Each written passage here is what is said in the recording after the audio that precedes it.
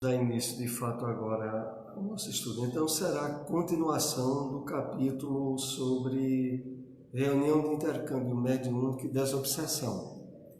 Como nós vimos, esse estudo que está no livro Reuniões Mediúnicas é baseado principalmente o capítulo em 3 obras de Manuel Filomeno de Miranda. Temas da Vida e da Morte, também um outro livro que é Reencontro com a Vida e Mediunidade, Desafios e Bênçãos. Então, a obra é Reuniões Mediúnicas do Projeto Espiritizar. Vamos ver agora a introdução do texto extraído do Evangelho comentado por Emmanuel, João, capítulo 3, versículo 3, que nos diz o seguinte: deixa-te reviver cada dia na corrente cristalina e incessante do bem. Renasce agora em teus propósitos, deliberações e atitudes, trabalhando para superar os obstáculos que te cercam e alcançando a antecipação da vitória sobre ti mesmo. Mais vale auxiliar ainda hoje que ser auxiliado amanhã. Então vamos fazer aqui algumas observações para começar o nosso estudo. Quando Emmanuel nos diz, inclusive de uma forma que no português é a forma imperativa, deixa-te reviver cada dia na corrente cristalina incessante do bem, é por um fato da maior importância. Na verdade, todo o nosso passado de experiências reencarnatórias, estabelecidas sobretudo no campo do materialismo, foram, em termos espirituais, desastrosas. E agora, quando nós temos a oportunidade do esforço de despertamento da consciência à luz do Evangelho segundo o Espiritismo, nós temos que fazer um esforço diário, cada dia, como se fosse, e de fato é, o principal. Então, quando ele diz, deixa-te reviver cada dia na corrente cristalina incessante do bem, é toda uma atitude nova que nós nunca havíamos tido em reencarnações passadas e que na atual tem que ser renovada diariamente, paulatinamente, para estabelecer alicerce e balizas novas no propósito de despertamento espiritual que nós estamos vivendo. Então, a corrente cristalina incessante do bem é justamente essa proveniente do contato que agora estamos tendo com as leis divinas, com o Evangelho do Cristo, e que tem que realmente ser revitalizada diariamente. E ele continua: renasce agora em teus propósitos, deliberações e atitudes, trabalhando para superar os obstáculos que te cercam e alcançando a antecipação da vitória sobre ti mesmo.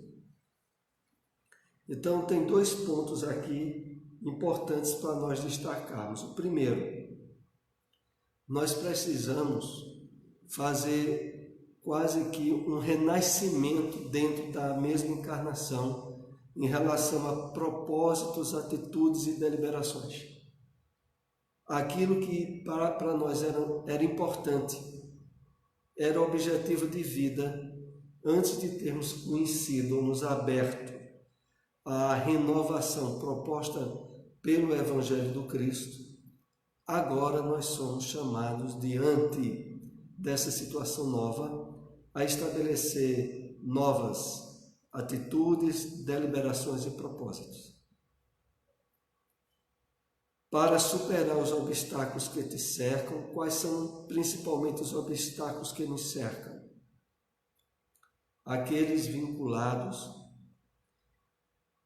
ao materialismo desequilibrante que a maioria dos espíritos vivem na Terra e ao redor da terra, tanto espíritos encarnados quanto espíritos desencarnados.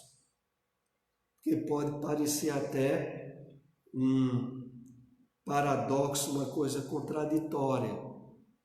Espíritos desencarnados materialistas, mas é o que mais tem. E que influenciam a humanidade encarnada. Então, esses são os obstáculos principais que nos cercam. Mas tem o outro que Emmanuel também nos chama a atenção. Alcançando a antecipação da vitória sobre ti mesmo. Porque o grande aguilhão, a grande dificuldade que nós temos para superar está exatamente dentro de nós mesmos. Estabelecida ao longo de diversas encarnações, aonde hábitos, condicionamentos, vícios e maneira errada de entender a vida alicerçaram durante inúmeras reencarnações a nossa existência. Agora, nós temos que fazer essa vitória sobre nós mesmos. E concluindo, mais vale auxiliar ainda hoje que ser auxiliado amanhã. Porque é assim, tanto para nós encarnados, quanto para os espíritos desencarnados. Se a gente se sente habilitado e com vontade de ajudar, nós estamos, dessa forma, expressando um certo nível de equilíbrio e harmonia espiritual. Mas se nós estivermos, quer encarnados ou desencarnados, ansiosos para ser ajudados, nós estamos complicados, tanto aqui quanto no mundo espiritual. Por isso é que mais vale auxiliar, porque, sobretudo, para estar atento e desperto para isso, é preciso já nutrir um certo nível de harmonia espiritual, para estar aberto a auxiliar e ajudar outros. Então vamos reiniciar o estudo do capítulo Reunião de Intercâmbio Mediúnico e de Desobsessão. Aqui, como nós estamos vendo, são agrupadas considerações que se aplicam aos dois tipos de reunião mediúnica que em algumas casas espíritas são divididas, em outras não. Há reuniões mediúnicas que tanto objetivam trabalhos de desobsessão como trabalho de educação da mediunidade, antigamente chamado de desenvolvimento mediúnico. E há casas onde essas duas reuniões são separadas, são distintas. Mas aqui no caso, a análise alcança os dois tipos de reunião. Os médiuns devem compenetrar-se de que o trabalho mediúnico, boa noite, não acontece somente no momento exíguo da reunião, devendo estar preparados para atuar mediunicamente a qualquer tempo. Daí a importância dos esforços para desenvolver as virtudes que caracterizam a mediunidade com Jesus. Então, um ponto aqui que é bem interessante e curioso é que, na verdade, a todo momento, em qualquer lugar onde nós estivermos, nós estamos em ligação com os espíritos. Estamos, de certo modo, em intercâmbio espiritual. Mas, sobretudo, as pessoas que têm mais sensibilidade espiritual, que trabalham em reuniões mediúnicas, essas mais ainda têm que estar atentas de que a reunião mediúnica não é só naquele exíguo, curto tempo da reunião no campo material, mas que é a qualquer momento, em qualquer lugar, inclusive, sobretudo, todos os dias à noite, quando nós vamos dormir, fisicamente falando, porque o nosso espírito continua em atividade. Mas o que aqui é reforçado, e nós queremos destacar, é que é preciso se ter consciência, aqueles que participam das reuniões mediúnicas, de que a reunião mediúnica ocorre a qualquer momento e em qualquer lugar, e que é preciso estabelecer uma diretriz firme e segura com os propósitos da mediunidade com Jesus, que de fato se constata através dos esforços para desenvolver as virtudes. Então, se em todo lugar em que nós atuamos, nós estamos observando oportunidades de sermos instrumentos do bem, de estarmos trabalhando as virtudes do Evangelho, nós aí sim, de fato, estamos compromissados plenamente com a reunião mediúnica. Não só no dia e no horário em que na instituição espírita ela é realizada, mas em qualquer lugar, a qualquer momento. Continuando. Há uma interdependência das duas equipes, encarnados e desencarnados. Os benfeitores sempre fazem a parte que lhes compete, esperando que façamos a nossa. Isto é, que nos preparemos com estudos sérios sobre a mediunidade, desenvolvendo-nos moralmente para coadjuvar a equipe espiritual da melhor forma possível. Está na página 72 do livro Reuniões Mediúnicas do Projeto Espiritizar. Então, no início aqui, esse fato que é importante estarmos conscientes de que há uma interdependência das duas equipes, nós encarnados e os benfeitores espirituais desencarnados, que organizam, que direcionam a reunião no plano físico. Eles fazem o trabalho que compete a eles, da melhor forma possível. A questão é nós fazermos a nossa parte. E para que nós façamos a nossa parte, é preciso a preparação com estudos sérios e contínuos, estudos que tanto serão na casa espírita quanto em nossa casa. Estudos contínuos do Livro dos Médiuns, de obras como No Invisível, de Leon Denis, de obras de André Luiz que tratam da mediunidade, como Nos Domínios da Mediunidade, Missionários da Luz, que também trabalha muito a questão mediúnica. Então, o estudo contínuo dessas obras é um passo altamente significativo. E o outro, desenvolvendo-nos moralmente. O trabalho contínuo de autoburilamento e de melhora no campo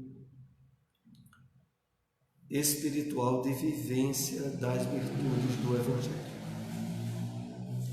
Então, essa é a parte que nos cabe.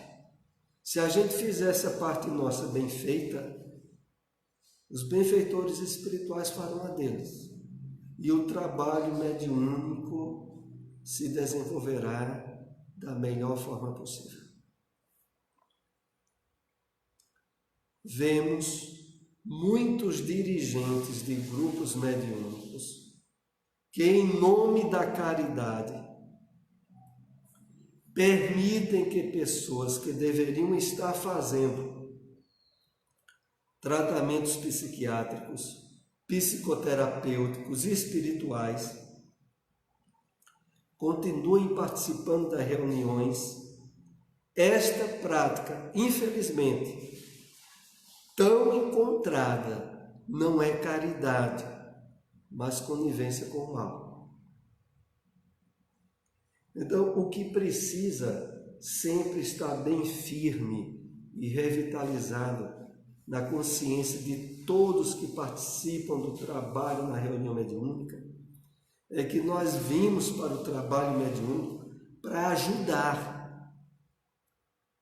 Não é para estar com a intenção de ser ajudado face determinados problemas pessoais e espirituais que estejamos a passar.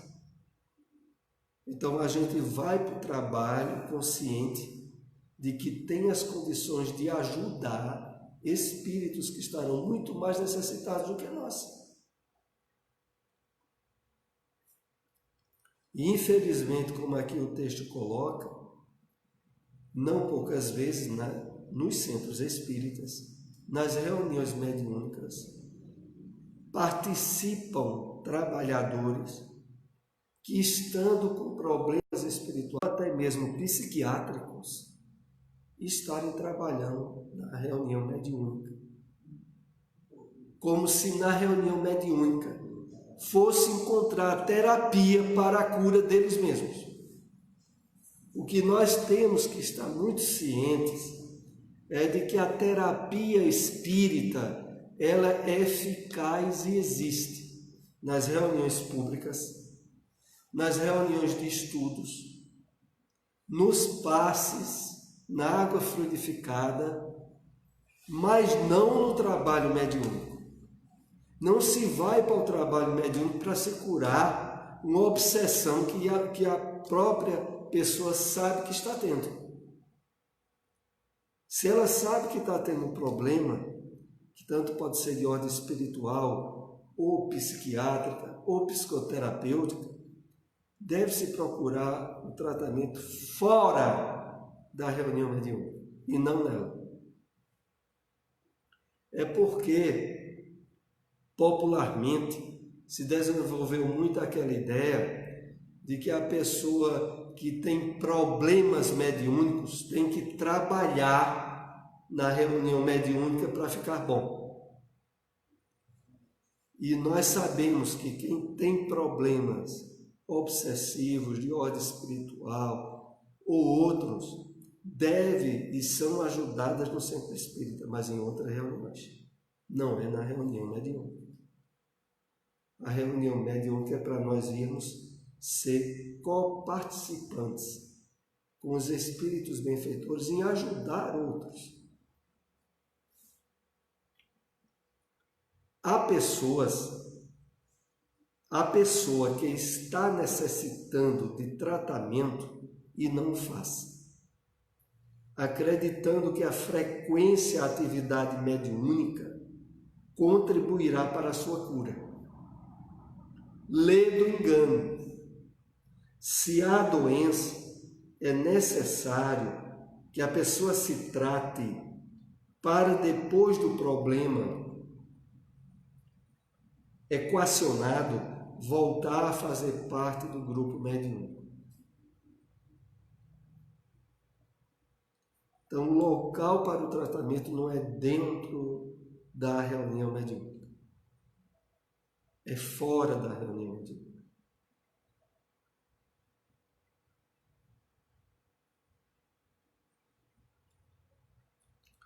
Para manter a harmonia necessária e granjear a amizade, o respeito e o apoio dos benfeitores espirituais, só existe um caminho, o da prática da mediunidade com Jesus, na qual fazemos esforços para cumprir as leis divinas presentes em nossa consciência. Então, a forma única para termos o amparo, o apoio dos benfeitores espirituais, aqueles que organizam e direcionam o trabalho na esfera espiritual, não tem outro caminho que não seja o da prática da mediunidade com Jesus, na qual fazemos esforços para cumprir as leis divinas, ou seja, o trabalho de burilamento, de reforma moral, de esforço para sermos intermediários do bem.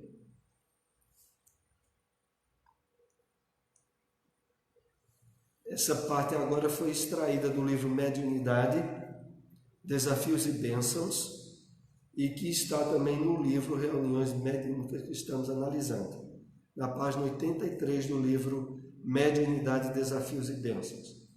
Numa reunião mediúnica séria, não há lugar para dissimulações, ressentimentos, antipatias, censuras, porque todos os elementos que a constituem, dando lugar à sintonia, compatíveis com a carga emocional de cada onda mental emitida. Então, na instituição espírita, na reunião mediúnica, no grupo que trabalha na reunião mediúnica, a questão da harmonia mental, emocional de todos que trabalham é elemento essencial para o êxito do trabalho que, na verdade, tem a sua parte principal na esfera espiritual. Mas para isso, vejam, tem que estar alijado, tem que ser tirado totalmente entre os componentes da reunião qualquer nível de antipatia, de ressentimento, de dissimulação, de censuras. Você imagine que muitas vezes, numa reunião mediúnica no centro espírita, a falta de levar a sério essa colocação que o livro traz, faz com que, por exemplo, um médium, quando está dando passividade a um espírito, numa psicofonia, outro médium fique dando campo mental a dizer, mas está querendo enganar quem? Isso é ele mesmo que está ali se comunicando, veja. Na verdade, para todos que trabalham ali na reunião mediúnica, não se pode estar alimentando o pensamento de censura a ninguém. É para que cada um componente tenha consciência de que está ali, sabendo e conhecendo o que é a mediunidade, os objetivos do trabalho, de que ninguém está ali para querer aparecer e, na verdade, a reunião é a portas fechadas. O que ocorre só sai do grupo que está ali, porque nada do que se passa na reunião mediúnica é para ser alvo de comentários fora da reunião mediúnica. É para ser comentado com os que participam dentro da reunião mediúnica. Então não há razão nenhuma para dissimulação, para fingimento, que só teria alguma possibilidade de haver se houvesse desequilíbrio mental por algum dos participantes. Porque estando cônscios do que é o objetivo da reunião e como ela se dá, e sabendo que os elementos psíquicos, o que a gente pensa ali na reunião, tem uma importância imensa, estaria cuidando com muito mais zelo do que pensa. E não alimentando o pensamento de crítica a outros médiuns. E aí, quando olha, tem algum médium que está tentando desenvolver alguma psicografia. E aí outro médium fica dizendo, mas veja, quer enganar quem? Isso parece ridículo, mas não deixa de acontecer em muitas reuniões em centros espíritas. Só a prejuízo do trabalho espiritual que estaria sendo realizado ali, porque não traz benefício nenhum. Porque se tem alguém que esteja fingindo, o problema é dele, com ele, qualquer um, ficar criticando, mesmo que mentalmente, sabendo, e todos sabem que participam da reunião mediúnica, que o pensamento nosso é lido pelos benfeitores espirituais. Então, se tem alguém que está mentindo ou fingindo, o problema está entre ele e a espiritualidade. Não cabe a ninguém fazer ou abrir qualquer pensamento de crítica. Porque quando se faz isso, veja só o que está havendo. E não poucas vezes isso ocorre. Está se abrindo campo a processos obsessivos. Aquele que acha que está certo em criticar o que está havendo durante o trabalho. Não percebe ele que ele está sendo alvo de indução espiritual negativa dentro da reunião mediúnica. O que não deve nos causar nenhuma surpresa maior, porque às vezes a ausência do conhecimento e do estudo das obras espíritas faz com que alguém, ou mais de uma pessoa que está numa reunião mediúnica, ache o seguinte: aqui a gente está tudo protegido, ninguém vai receber influência espiritual negativa de ninguém, e se ele está ali com um pensamento crítico, é porque algo de errado está acontecendo. Não é ele que está errado, não. É algo de errado que está acontecendo. E eu lembro aqui, para alguns que não tenham lido, tem uma passagem no livro Ação e Reação, quando no posto de socorro no qual André Luiz está participando e ajudando, socorre um espírito que estava no campo de trevas de sofrimento, sendo alvo de processos obsessivos. Esse espírito é socorrido e trazido para dentro do posto. Quando eles estão ali dentro do posto, de repente, aquele espírito sai em debandada correndo de dentro do posto para voltar ao local onde ele estava. E na obra esse fato é analisado como sendo interferência dos obsessores, a qual ele deu acolhida. Então, esse fato está lá no livro Ação e Reação. Ora, se num posto de socorro, onde socorre um espírito doente, é possível obsessores fora, está, agora é claro, com a conivência daquele que foi socorrido. A gente não pode deixar de dizer que aquilo ocorreu porque também teve a conivência do que foi socorrido. Mas aí, trazendo para o exemplo que eu estava dizendo na reunião mediúnica, quando alguém elabora pensamentos críticos contra o outro que está participando na reunião mediúnica e pode estar sendo alvo de uma indução obsessiva, e está sendo porque ele permite. Quando ele abre o campo para estabelecer pensamento crítico, ele já fez a ligação. Porque a obsessão nunca ocorre de forma unilateral.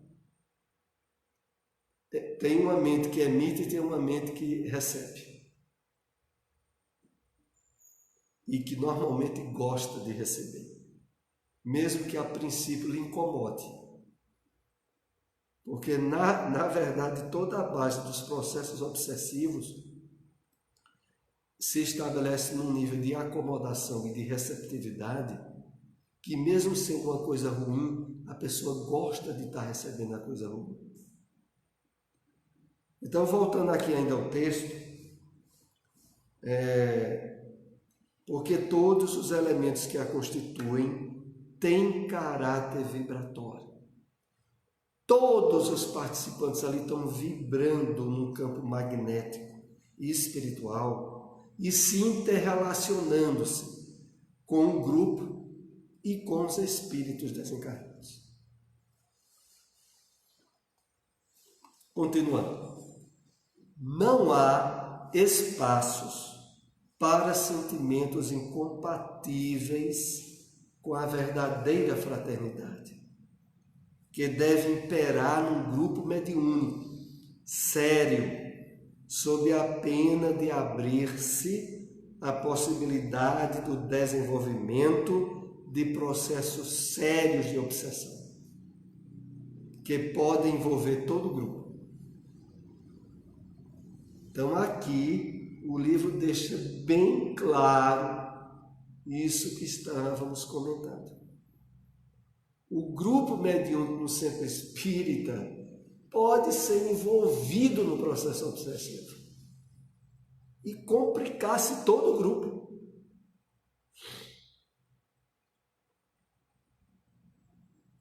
E a base para que se evite isso é o quê?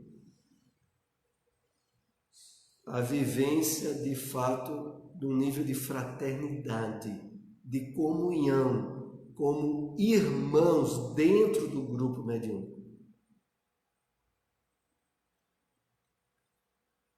E se isso não ocorre, abre-se a possibilidade do desenvolvimento de processos obsessivos. Aonde, quando menos se pensa, surgem ideias, pensamentos, por exemplo, de inveja. Que, por exemplo, num grupo tem alguém que vive uma situação econômica ou afetiva melhor do que o outro. E aí, quando esse nível de consciência fraterna não é compartilhado, quando olha a pessoa está dando campo a fulana, para ele é fácil estar aqui. Eu, para estar aqui, sabe Deus o que eu tive que superar. Imagina um médium alimentando esse tipo de pensamento dentro do grupo mediúnico. Quando, na verdade, o pensamento fraterno e cristão que deveria ter era: como para mim é valioso estar aqui, diante de tanta dificuldade que eu superei, sem estar se comparando com outros, que poderiam ter facilidades ou não, mas se comparando e observando a bênção da oportunidade de trabalho que ele está tendo. Continuemos. Esses sentimentos produzem uma alta carga de energia mental tóxica. Os sentimentos de animosidade ou de ausência de fraternidade. Isso atrai sintonias compatíveis, atraindo espíritos inferiores, que substituirão os benfeitores, tornando o grupo mais um fascinado, como existem tantos hoje em dia em nosso movimento espírita. Então, em nosso movimento espírita, existem muitos grupos mediúnicos, alvo de obsessões e de fascinações, onde a qualidade do trabalho mediúnico realizado deixa muito a desejar.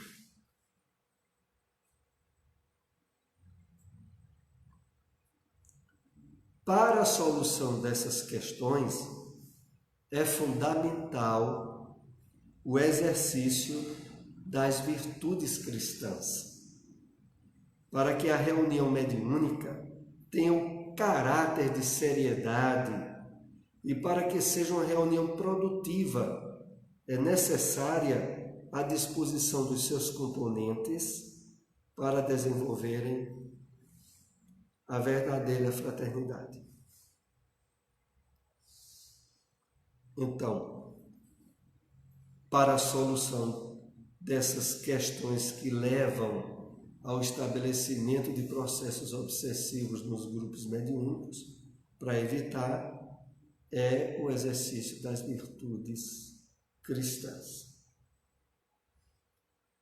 para que a reunião mediúnica tenha um caráter de seriedade e seja uma reunião produtiva. E aqui é interessante reforçarmos que a reunião produtiva não é aquela que teve muitas comunicações mediúnicas e aonde aparentemente muitos espíritos foram doutrinados e reformados nos seus propósitos. A eficácia da reunião mediúnica está, sobretudo, no clima de fraternidade, de irmandade, de sentimentos elevados, de compromissos com os propósitos que trouxeram o grupo ali. Porque o trabalho eficaz está fora, normalmente, do nosso campo visual. É aquele que se dá através da interferência dos benfeitores espirituais,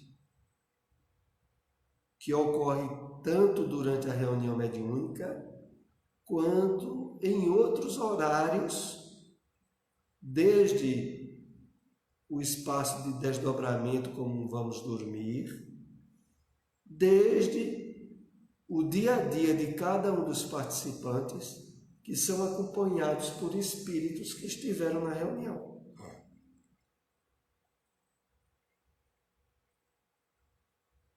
Então é nisso aí que, de fato, há um êxito no trabalho. Outro texto separado do livro Mediunidade, Desafios e Bênçãos. Nunca permitisse adormecer durante a reunião, sob qualquer justificativa em que o fenômeno se apresente, porque esse comportamento gera dificuldades para o conjunto, sendo lamentável essa autopermissão. Então vejamos como aqui é colocado. É diferente de reunião pública, de reunião de estudos mesmo, aonde, conforme André Luiz no livro Os Mensageiros, pessoas que podem estar às vezes adormecidas pelo cansaço numa reunião pública, têm um nível de energia magnética que pode ser usada como recurso terapêutico pelos espíritos durante a reunião pública. Mas na reunião mediúnica, não. Não é assim. Tu ia dizendo o quê, Rosalie? Em alguns livros de André Luiz, ele narra reuniões mediúnicas onde a médica ela dorme para fazer um desdobramento para trabalhar. E aí? Também tem aquele de sair fruta, como é que é? Plasma, né? Isso. Então a pessoa está dormindo e sai o plasma para ter aquela manifestação. Veja só como é. No livro Nos Domínios da Mediunidade, narra um capítulo, uma chamada mediunidade sonambúlica, que não é comum. Essa mediunidade sonambúlica é que a médium que lá se desdobra, quando ela sai do corpo e um espírito, inclusive, vem se comunicar através dela, ela fica em termos físicos como se o corpo estivesse adormecido. Eu esqueço até o nome dessa médium, mas está lá o registro no livro Nos Domínios da Mediunidade. Mas veja, é um caso que tem até o título do capítulo de mediunidade sonambúlica. Isso não deve abrir campo, como esse texto aí adverte a nós, de, por exemplo, ter médios que no dia da reunião mediúnica, por ter tido um dia de excessivo trabalho, chega na reunião mediúnica cansado e fisicamente adormece durante a reunião. Não é para isso acontecer. A princípio, nós somos orientados e advertidos que, por exemplo, no dia da reunião mediúnica, o ideal é que se esteja mais vigilante, mais atento. Se tiver tido um dia de certo trabalho físico, ter um espaço de hora que vá repousar antes de ir para a reunião mediúnica, para que quando chegue na reunião mediúnica não chegue cansado e prestes a dormir. Inclusive no livro Desobsessão, de André Luiz, tem esse esclarecimento que eu estou dizendo aqui a vocês, de que, se possível, os médiuns, antes da reunião mediúnica, tenham um espaço de tempo para repouso, normal, mesmo que não tenha tido um dia de trabalho a mais, é muito positivo que ele vá para a reunião mediúnica o mais de espíritos obsessores, induzindo sono hipnótico ao médium, para que o médium fique inoperante. Vejam que situação. O fato de estar atento ao que vai se passar lá tem a ver exatamente com isso. Porque há, mesmo durante o trabalho mediúnico, a possibilidade de interferências obsessivas e que prejudica não só o médium, prejudica a reunião. Porque vocês podem imaginar que se na reunião mediúnica, quando olha um dos participantes está dormindo, não deixa de chamar a atenção de outros que estão na reunião. Ó, fulano dormindo. Né? De repente passa-se até para a cabeça de alguém de ver se acorda a pessoa. Né? Se futuca a pessoa para que ela acorde, porque o mais absurdo que chega, e a gente sabe que acontece, não é só de dormir, é de roncar.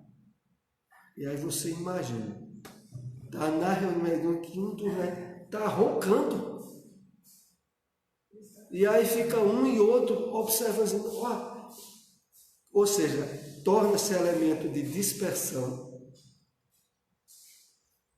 Indiretamente há um prejuízo em termos espirituais do trabalho que está sendo realizado.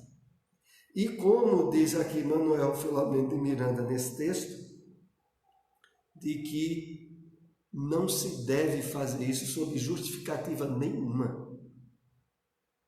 Se houve um dia que fugiu à regra e se tornou exaustivo para o médium, e ele constata isso, melhor ele não estar na reunião, do que ele estar na reunião e ser um elemento negativo de participação. Continuemos. Em uma reunião séria, é inadmissível, de fato, deixar-se levar por esse sono que é, em verdade, um processo hipnótico, no qual as pessoas são hipnotizadas para que não participem da reunião. A ocorrência cria uma desarmonia, pois alguém que poderia ser útil ao trabalho é simplesmente neutralizado. Então, nada dessa história de dizer que está trabalhando de desdobramento, que deixou o corpo ali fisicamente dormindo e foi trabalhar desdobrado, que na verdade, que normalmente poderá estar ocorrendo é o quê? Um processo obsessivo, através de certa interferência hipnótica.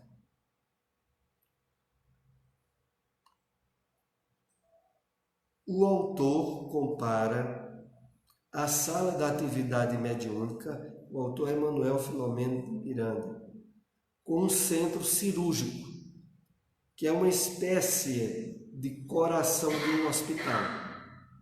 Ali tudo deve ser feito de maneira muito serena e tranquila, da forma mais silenciosa possível, evitando-se qualquer atitude estabanada, pois um descuido pode colocar em risco a cirurgia e a vida da pessoa.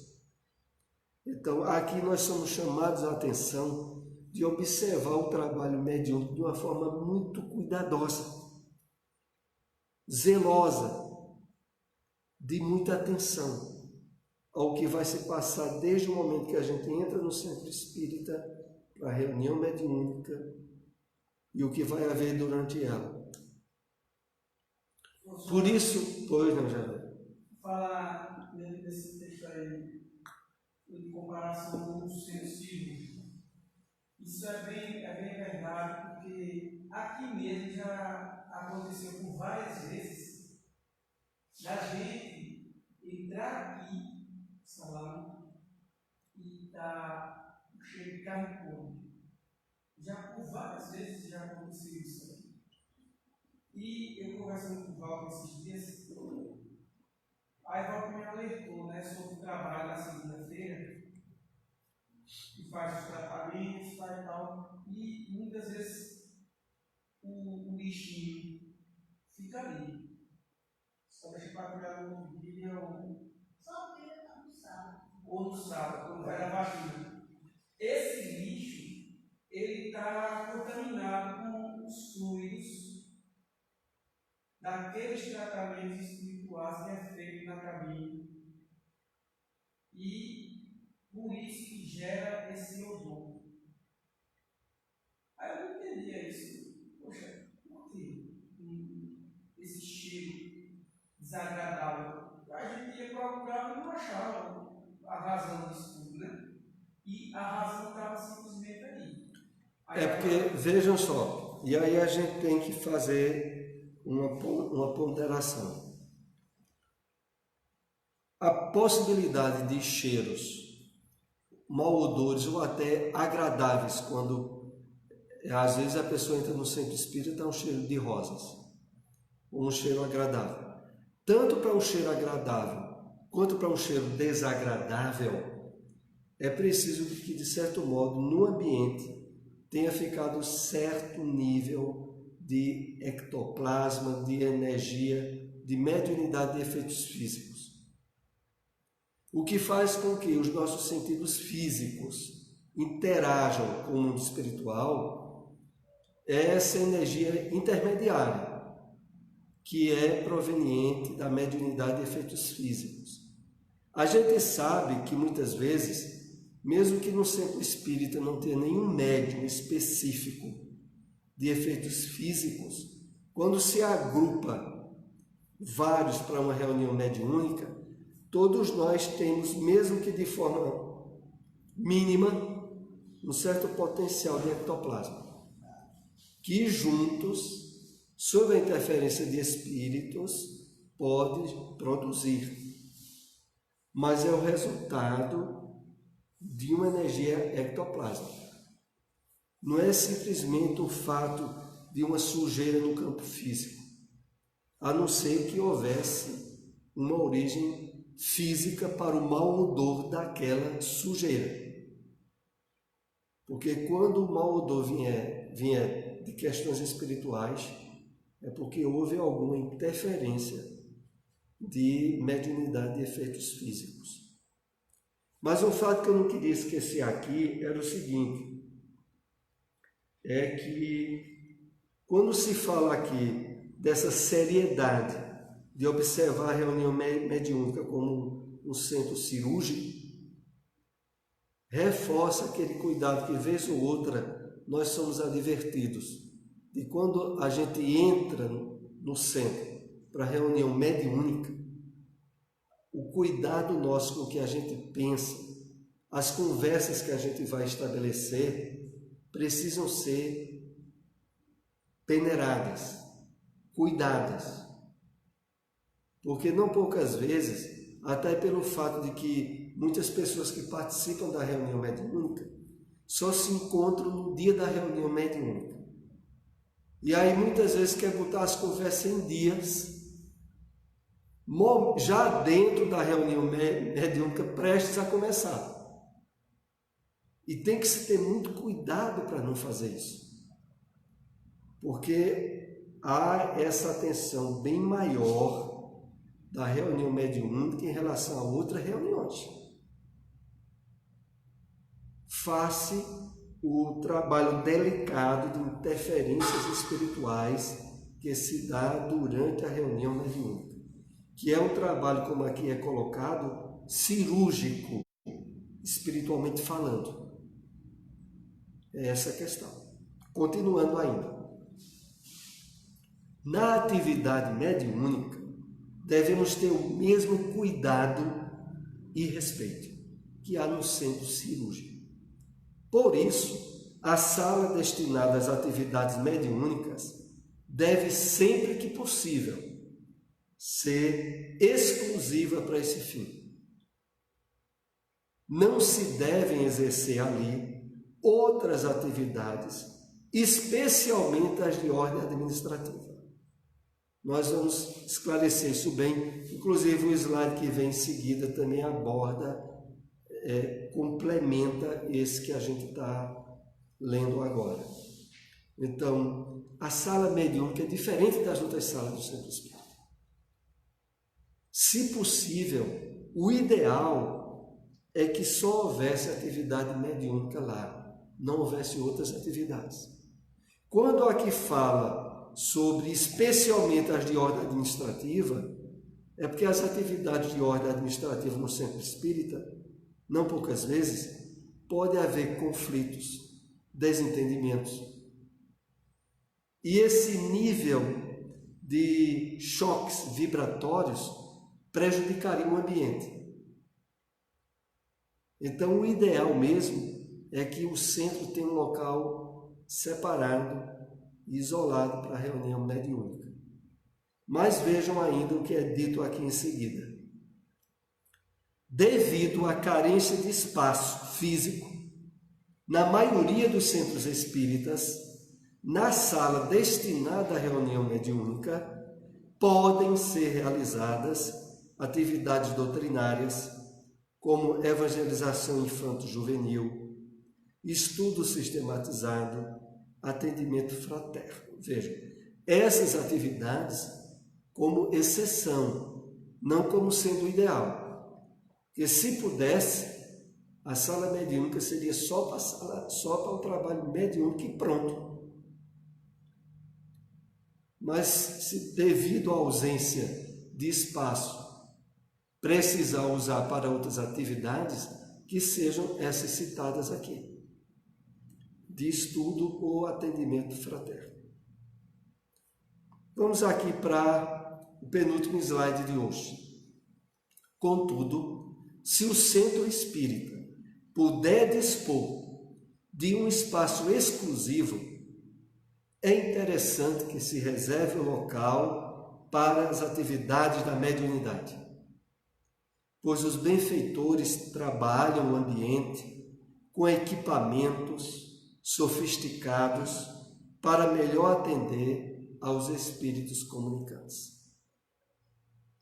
Então, existem aparelhos sofisticados que nós não temos ideia precisa e que no ambiente da reunião mediúnica esses equipamentos podem continuar. Inclusive, como a gente sabe, espíritos atendidos podem ficar durante algum tempo naquele ambiente. Então, isso tem que ser observado cuidadosamente em cada instituição espírita.